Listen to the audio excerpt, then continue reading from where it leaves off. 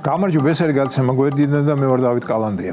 სრულიად ვეთანხმები ევროპელი პოლიტიკოსების განცხადებას, რომ ყველა ქვეყნის ბედი უნდა წყდებოდეს საკუთარ ქვეყანაში. უკრაინაში, პოლონეთში და საქართველოსი კი ბრიუსელში. უკასრავად, საქართველოში ეს წამოცთენა ბრიუსელი ტყუილად არ მომსვლია, სუფთა ფრეიდისტულად მოხდა, ასე მგონია მე.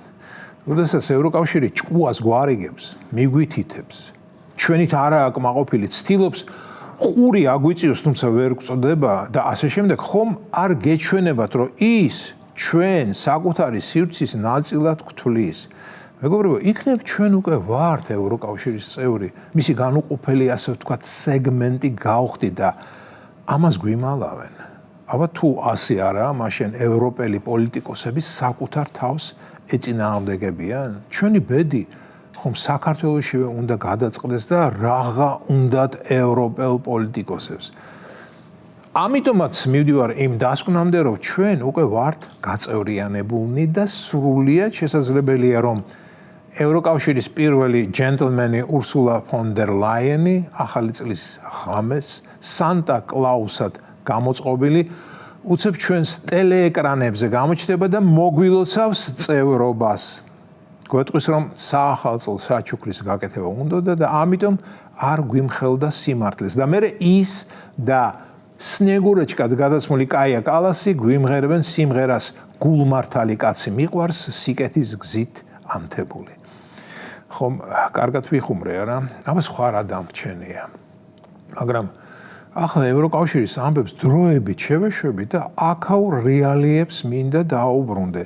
და რა არის აქაური რეალია ჩვენი სახსალამათი მიხეილ სააკაშვილის გარეშე? არც არაფერი. დიახ, ისევ და ისევ სააკაშვილი. ეს ტიპი ალბათ მე ჩემი ცხოვრების ბოლომდე გამყვება. გამყვება იმიტომ, რომ ციხიდან ის წესითა და რიგით მრავალი ათეული წელი არ უნდა გამოვიდეს, რადგან იმდენი ჭირი და ბოროტება მოუტანა ქვეყანას, რომ ერთი სამუდამო კი არა, 10 სამუდამო პატიმრობა მეცოტავება მისთვის. დღევანდელი ქართული ციხე გაცილებით უფრო კომფორტულია, ვიდრე მისდროინდელი კაზიმატები, სადაც ერთ კამერაში 6 საწოლზე 36 ადამიანი მოდიოდა. საკვების კალორიულია, სამედიცინო მომსახურებაც მშვენიერი და სააკაშვილი ასეთ პირობებში მრავალი წელი ჯანსაღად იცოცხლებს და არ გაჩუნდება. ამიტომაც ვამბობ, რომ სამწუხაროდ ის მე ცხოვრების ბოლომდე გამყვება. რატომ დავიწყე ისევ სააკაშვილზე ლაპარაკი? იმიტომ რომ ამას წინათ მოусმინე ერთ რუსულენოვან პუბლიცისტ, მწერალ, კოლუმნისტ, რადიო და ტელეწამყვანს იულია ლატინინას. გონი ამ ქალზე მეგობრებო თქვენთან არ მილაპარაკია. ხო და ახლა ვილაპარაკებ. ხშირად უსმენ იულია ლატინინას, რომელიც გამოირჩევა ძალიან დიდი ერუდიციით და ჩემი აზრით უფრო ლიტერატორია ვიდრე ანალიტიკოსი. ახლა ამერიკაში ცხოვრობს, რუსეთში ის თავისი გრძელი ენის გამო უცხოელ აგენტათაა გამოცხადებული და რაც საინტერესოა, უკრაინაშიც სანქცირებულია. ანუ სანქციების სრული თაიგულითაა დაჯილდოებული. მარჯვნიდანაც და მარცხნიდანაც.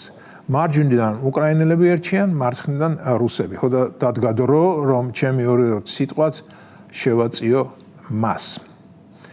მეგობრებო, როდესაც ცნობილი ადამიანი, ლიტერატორი, ისტორიკოსი, ჟურნალისტი იწყებს ლაპარაკს იმაზე, რომ მიხეილ სააკაშვილი გენიალური მმართველი და მთავარსარდალი იყო, აი სრული ამ სიტყვის მნიშვნელობით ყბა მივარდება ხოლმე ლავიწის ძვალზე და მე დიდხანს ვისწორებ ჩემ ყბას.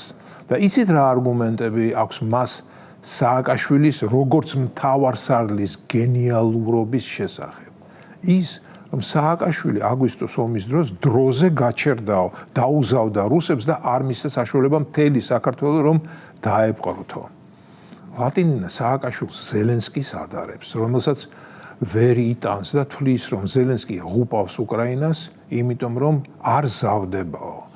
სხვათა შორის ამ საკითხში მეც ვეთანხმები, რომ ზელენსკი არაადეკვატური მმართველია, მაგრამ ეს ჩემი საქმე არ არის. ეს უკრაინელების საქმეა და უკრაინელები ადრე თუ გვიან გადაწყვეტენ რა სარგებელი მოუტანა ზელენსკიმ მათ ქვეყანას და მერმე რა ჯილდოზე წარადგენს მას უკრაინელი ხალხი. მოკლედ, ლატინინა თვლის, რომ სააკაშვილმა დროზე დაასტოპა, გადაარჩინა საქართველო და ამიტომაა გენიოსიო. იმაზე აღარ ლაპარაკობს.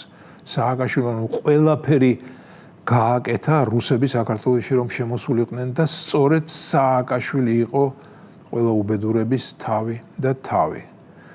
და იმას ვამბობდი, რომ გაკვირვებას ვერ აუდივარ, როდესაც ადამიანი, რომელსაც აქვს საკმაოდ ბევრი საინტერესო წიგნი დაწერილი, მათ შორის იესო ქრისტეს ცხოვრებაზე დიდი კვლევა გამოაქვეყნა. მონოთეიზმის ისტორიაზე აქვს ნაშრომი.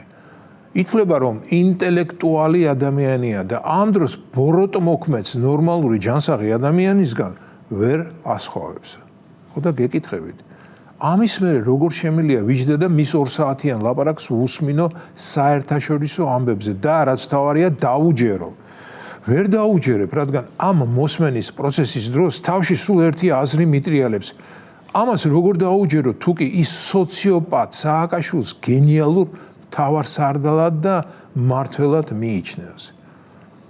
კი ვეტყოდი, ასეთი გენიოსები შენს ოჯახს არ მოაკლდეს მეთქი, მაგრამ არ ვეტყვი, რადგან მე ხომ ბოროტი ნაცი არ ვარ.